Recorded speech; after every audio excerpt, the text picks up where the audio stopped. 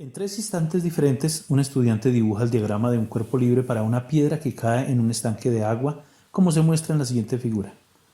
Si el estudiante mide la aceleración de la piedra después del tercer instante, se espera que su magnitud respecto a otros instantes sea A. Mayor que la del primer instante porque el peso hace que la piedra se acelere hacia abajo. B. Mayor que el primer instante porque el peso de la piedra disminuye cuando la fuerza de resistencia comienza a aumentar. C. Constante porque la aceleración de la piedra siempre es igual que la aceleración de la gravedad. D. Nula porque después del tercer instante el peso de la piedra y la fuerza de la resistencia se cancelan. Observemos los diagramas de fuerza para los 3 instantes. La fuerza de resistencia, que es la fuerza ejercida por el agua sobre la piedra, se opone al peso de la piedra. En el primer instante el peso es mayor que la fuerza de resistencia, por lo tanto la piedra se está hundiendo y es por eso importante ver la longitud de las flechas. En el segundo instante aumenta la fuerza de resistencia, la piedra se sigue hundiendo pero con menor velocidad. Y en el tercer instante observemos que la fuerza de resistencia es igual al peso, cumple la condición de equilibrio, que el objeto está en movimiento constante o en reposo. Con esta información se descartan las opciones A, B y C. La respuesta correcta por lo tanto es la D. La aceleración es nula porque el peso de la piedra y la fuerza de resistencia se cancelan. Hay condición de equilibrio, ya sea que la piedra se detenga, su velocidad es cero, o en ese instante su velocidad sea constante. Un estudiante sopla una pelota por un tubo vertical como muestra la figura. La pelota sube aceleradamente por el tubo. Esto ocurre porque A. El peso de la pelota cambia cuando el estudiante sopla aire por el tubo. B. La fuerza que ejerce el aire que sopla el estudiante es igual que el peso de la pelota. C. El peso de la pelota es mayor que la fuerza del aire que sopla el estudiante. D. La fuerza que ejerce el aire que sopla el estudiante. Argumento respuesta 2. Del enunciado debemos tener en cuenta que la pelota sube aceleradamente por el tubo. Analicemos las opciones de respuesta. A. El peso de la pelota cambia cuando el estudiante sopla aire por el tubo.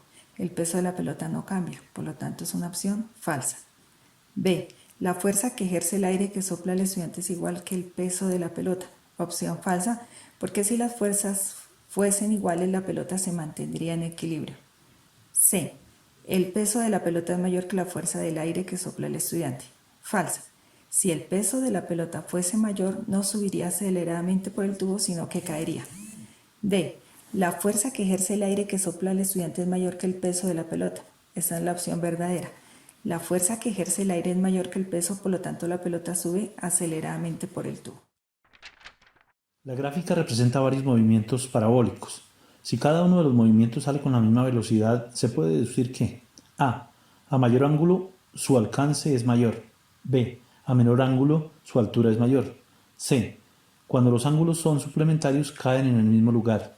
D. Cuando los ángulos son complementarios, caen en el mismo lugar. La gráfica nos muestra que el mayor alcance horizontal se obtiene por un ángulo de 45 grados, que para ángulos de 60 grados y de 30 el alcance horizontal es el mismo, al igual que para ángulos de 75 y de 15. La respuesta A es falsa porque el mayor alcance se obtiene para 45 grados. B también es falsa porque vemos que a menor ángulo, menor altura. Las opciones de respuesta C y D se refieren a ángulos suplementarios y complementarios.